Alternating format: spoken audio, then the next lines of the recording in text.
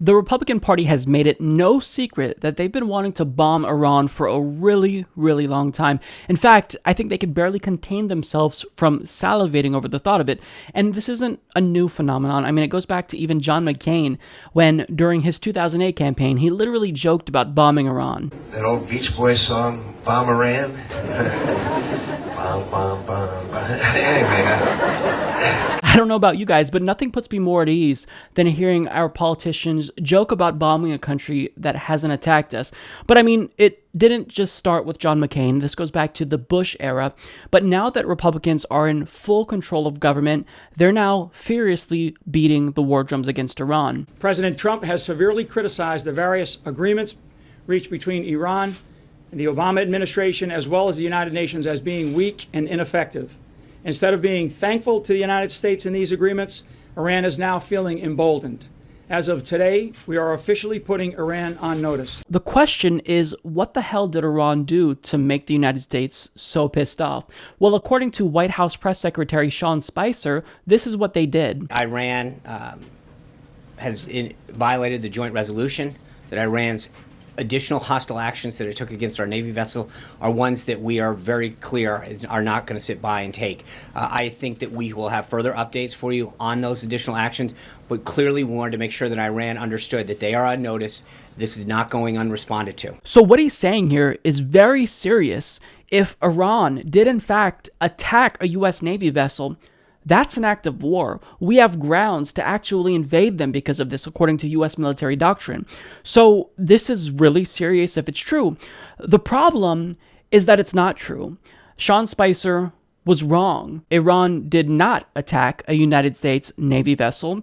Now, here's the correction that Spicer issued. Yes. A Saudi vessel. Sorry, thank you. Saudi vessel. Yes. Now, if you had no idea what he said there, you're not alone. So, according to The Intercept, they explained that Major Garrett of CBS News quietly corrected him, saying a Saudi vessel, and Spicer then responded almost inaudibly, sorry, thank you, yes, a Saudi vessel. Yes, that's right. Yes. A Saudi vessel. Sorry, thank you. Saudi vessel. Yes. So that obviously was not a sufficient correction because nobody can understand what the hell he was saying. And now anyone who watched that is going to get the impression that Iran literally attacked a U.S. Navy vessel.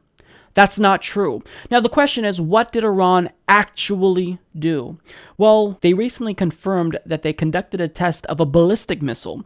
Now, Trump also threatened them on Twitter and claimed that Iran was put on notice. Now, this isn't the first time that Iran has launched a ballistic missile. Actually, back in March of 2016, when Vice President Biden visited Israel, they basically threw a temper tantrum and tested ballistic missiles with a message on them that said Israel must be wiped out. Now, obviously, this is one of the dumbest things the Iranian government can possibly do because Israel would wipe them out in a second, and Israel also has the weight of the United States behind them. And also, when you have a Republican administration that is looking for any reason to attack you and invade you, you don't do stupid things like this. But we all know that Iran isn't going to wipe out Israel because Israel is stronger. Now, the most important takeaway, however, is that this missile test does not justify the United States invading or bombing Iran. And I think that just like the Iranian people, the American people are also cringing at the actions of our idiotic, reckless leaders because many people don't know this, but the Iranian people, they're much more secular than their theocratic government. So they don't like when their government talks shit about Israel and talks shit about the United States because that clearly makes them vulnerable. And we don't like when Republicans talk about invading Iran because that makes us more vulnerable. It makes the international community view us as a threat that we've proven to be time and again. So this whole situation is problematic, and we have the Iranian citizens and American citizens caught in the middle. We don't want war, but our governments are hell-bent on starting shit with each other. It's frustrating. Now, this is terrifying news because the Republican Party, they're not reasonable, they're reactionary, and they've been looking for any justification to invade Iran. And to illustrate this, literally on the first day of the 115th session of Congress, Republicans already introduced a bill called the Authorization of Use of Force Against Iran Resolution, which authorizes President Trump to unilaterally, quote, use armed forces of the United States as the president determines necessary and appropriate in order to achieve the goal of preventing Iran from obtaining nuclear weapons. Now, this justification for war with Iran is already pretty shaky because the United States intelligence community says that there's no evidence that Iran is in fact building a nuclear bomb or that they even want to build a nuclear bomb. However, since they tested this ballistic missile, well, now the Republicans have a reason to invade Iran. We are officially putting Iran on notice. But I mean, come on, liberals, we're all just overreacting here because the Republican Party assures us that they don't actually want to put boots on the ground in Iran or invade Iran. That would be insane, especially after the catastrophe that was the Iraq and Afghanistan wars. So here's what they actually want to do in Iran. I'll let Congressman Duncan Hunter explain. Do you think war with Iran is inevitable? I sure as hell hope not. Let's put it that way.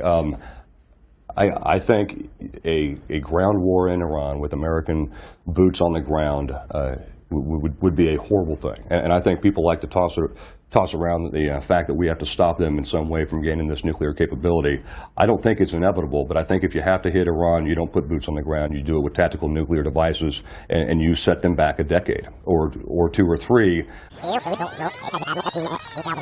You do it with tactical nuclear devices, and you set them back a decade or two or three. But that was back in 2013. Here's what we can expect now. You're going to see a much stronger stance towards Iran. And here's the thing, Neil. When you're weak against a country like Iran, that really whets their appetite for even more belligerent behavior. So I think a stronger stance will end up putting Iran back in the box that they belong in. Now, Deputy Secretary of State John Bolton states that this ballistic missile test gives the United States a justification to pull out of the Iranian nuclear deal. Pentagon sources are saying that the failure of the test came at the re-entry stage. Well, you know, missiles that launch communications and weather satellites don't have re-entry to worry about.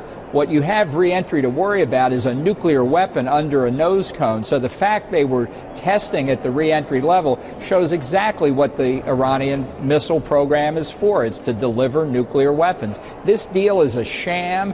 It's a danger to the United States, to Israel, to our Arab friends in the Middle East. The sooner we get rid of it, the better.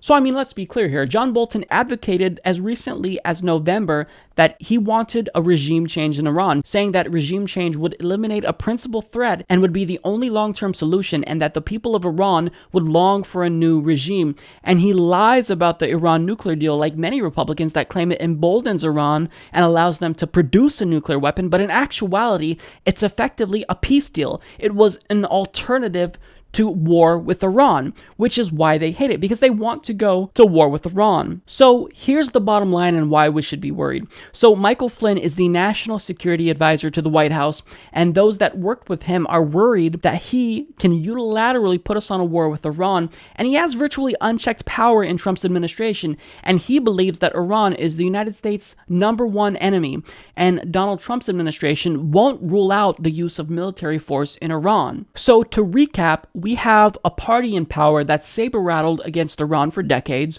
We have a presidential administration that's stacked with lunatics. And we have many people within Trump's administration that has directly stated that they would like to invade Iran at some point or time. This is pretty scary. And also, let's not forget that there's a bill working its way through Congress that would allow Donald Trump to unilaterally use military force against Iran. These are all very, very big flags. So we need to stay vigilant. We need to be very cognizant of what the Republicans are doing and be mindful of the fact that these little actions right now, they're all moving us closer to war with Iran because they've been looking for any reason, like I said, to invade Iran. And this missile test, which was incredibly idiotic by Iran, this may be what allows them to finally get what they want. They want to invade Iran. This is really scary. This is really scary because obviously if they invade Iran, potentially millions of people would die, Iranian citizens, United States troops. This can never come to fruition. War with Iran would be unfathomable. It can't happen. Pay attention to what they're doing because this is very troubling. Support this podcast by joining the independent progressive media revolution today at humanistreport.com.